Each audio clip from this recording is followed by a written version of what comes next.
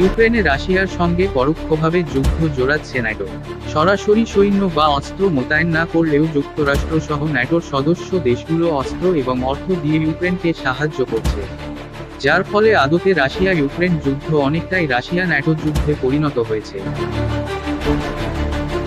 এই পরিস্থিতিতে ন্যাটোকে Russia Ukraine যুদ্ধে না জড়াতে সতর্ক করেছেন তুর্কি প্রেসিডেন্ট রিসেপ তাইয়েপ এরদোগান।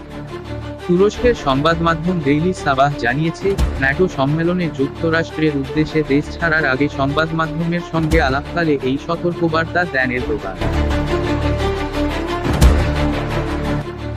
এবারের ন্যাটো সম্মেলন বিশেষভাবে গুরুত্বপূর্ণ বলে মনে করছেন এরদোগান। এবারের সম্মেলন ন্যাটোর 75 বছর পূর্তিতে অনুষ্ঠিত হচ্ছে, তাই এটার বাড়তি গুরুত্ব রয়েছে। গত বছর ভিলিনিয়াসে ন্যাটো সম্মেলনে যেসব সিদ্ধান্ত নেওয়া হয়েছে, সেগুলোর ফলো আপ করব। এরদোগান আরও বলেন, তুরস্ক বরাবরই ইউক্রেনের সার্বভৌমত্বের পক্ষে, কিন্তু চলমান রাশিয়া ইউক্রেন যুদ্ধে ইউক্রেনের পক্ষ নিতে গিয়ে ন্যাটো কোনোভাবে যুদ্ধে জড়িয়ে যাক, এটা চান না তিনি।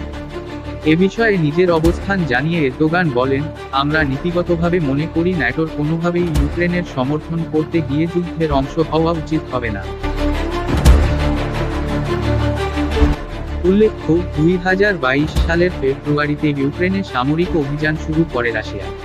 2 বছরেরও বেশি সময় ধরে চলছে এই যুদ্ধ। তুরস্ক সহ বেশ কয়েকটি দেশ যুদ্ধবিরতি এবং শান্ত স্থাপনের চেষ্টা করলেও তাদের পদক্ষেপ কোনো কাজে আসেনি। এ ছিল বিশ্ব সময়ের সর্বশেষ আপডেট। পরবর্তী সংবাদ দেখার আমন্ত্রণ জানিয়ে শেষ করছি আমি শওকতুল ইসলাম।